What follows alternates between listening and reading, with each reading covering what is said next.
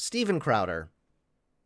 We all love this guy, right? He's basically what happens when you fail at being a comedian. You know, you just say that you're a right-wing commentator. Crowder's a really good example, I think, of how low the standards are for right-wing people. Like, listen, I am fully in recognizing that Crowder's production quality is very nice, very impressive.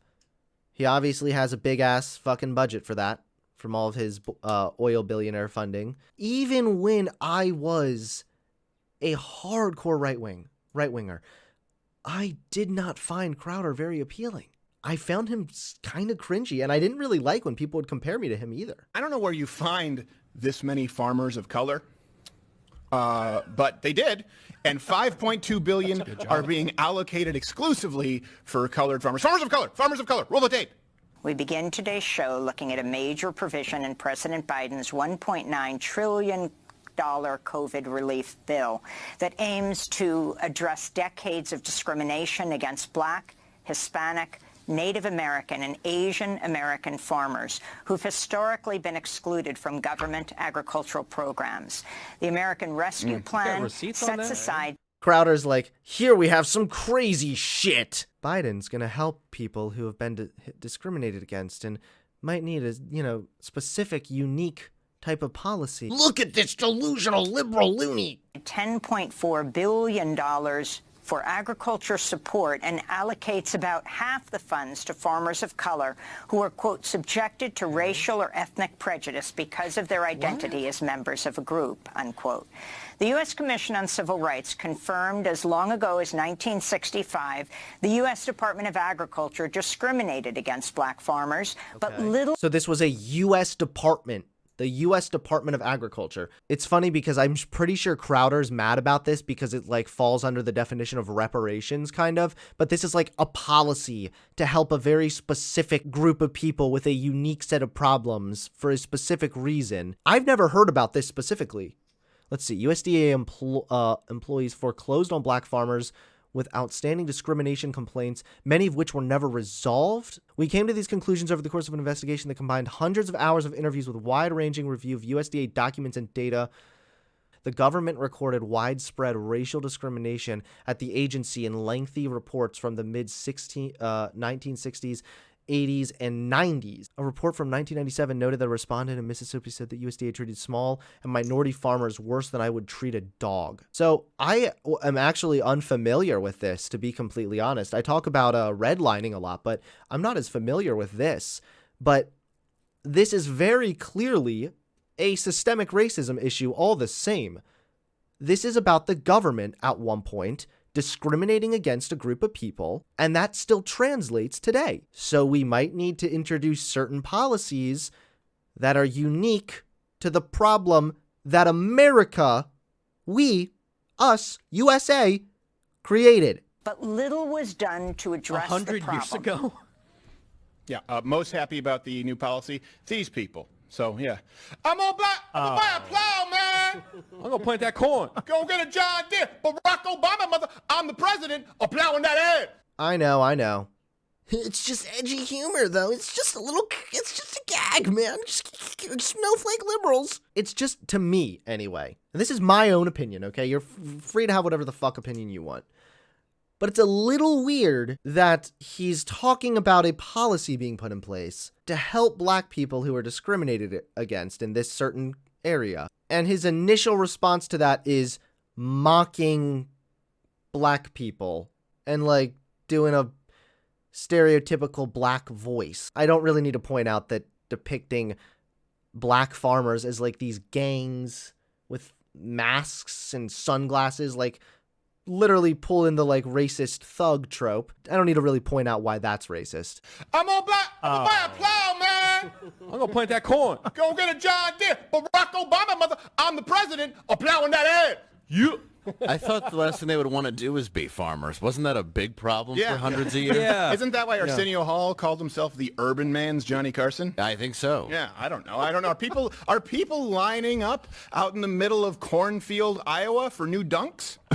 How would you prove this? You prove that you've been discriminated You don't against. have to. You just Well, I didn't say get that loan. Sir, you had no credit. Well, that should not have stopped me from getting... Why do you think they had no credit? You realize that like credit scores were introduced in the 90s, and we just read that some of these discriminatory practices were going up until the 90s. A Hennessy tree, but it's not growing. Well, technically it did grow, but that shit ain't XO. I put it in the ground. I planted a VSOP. Where is the actual funny here?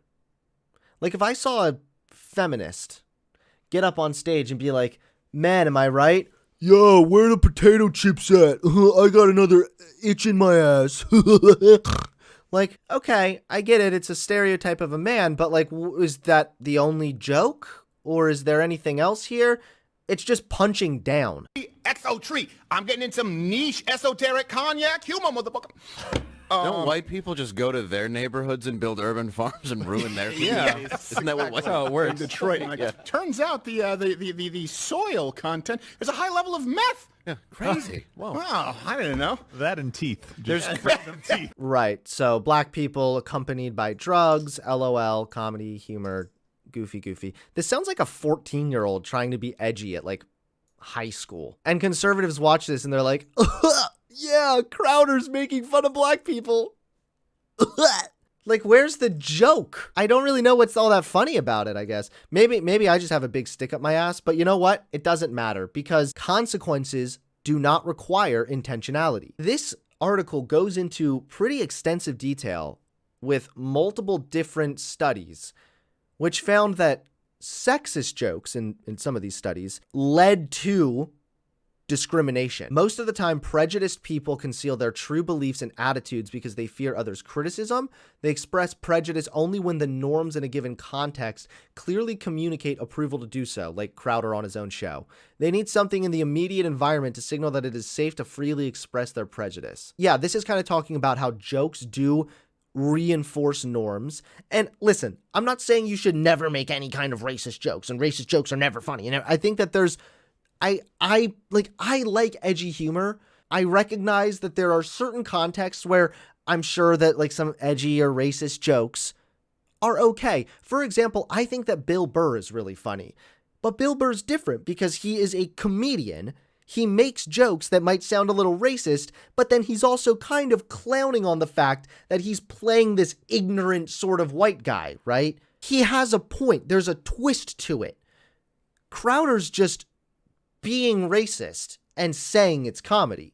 Even if Crowder doesn't have a single racist bone in his body, these kind of jokes can influence social norms.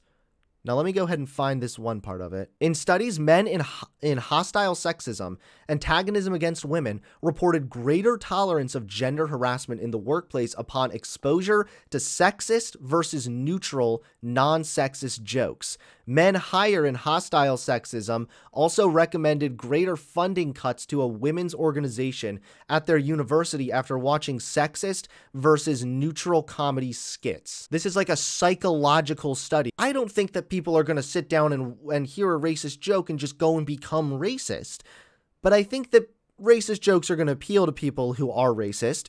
And I think that you do run the risk of making people feel like racism is a little bit more acceptable as long as it's kind of masked as a joke. And it even goes into detail about how social groups are vulnerable to different degrees depending on their overall status. In another study, my colleagues and I demonstrated that this prejudice-releasing effect of disparagement humor varies depending on the position of society occupied by the butt of the joke. Some groups occupy a unique social position of what social psychologists call shift acceptability. For these groups, the overall culture is changing from considering prejudice and discrimination against them completely justified to considering them completely unjustified. Disparagement humor fosters discrimination against social groups, like Black Americans, that occupy this kind of shifting ground. In our study, we found that off-color jokes promoted discrimination against Muslims and gay men, which we measured in greater recommended budget cuts to a gay student organization, for instance. However, disparagement humor didn't have the same effect against two justified prejudice groups, terrorists and racists. I think that this study here is really interesting, and it kind of adds nuance to this discussion overall. Again, Crowder doesn't need to necessarily have the intent to be racist or to even spread racism or anything at all, but that kind of humor absolutely does. And I mean, you guys watch the clip. it was a little yikesy. To be honest, it was a little more racist than I was expecting. I thought that, you know, maybe it was getting blown out of proportion. And in fact, it got to the point that YouTube took that video down, not for any kind of like discrimination or hate or anything else. They said that it was because of COVID misinformation. So I guess Crowder at some other point in that entire pathetically stupid episode, he was like saying COVID misinfo also. So that's cute.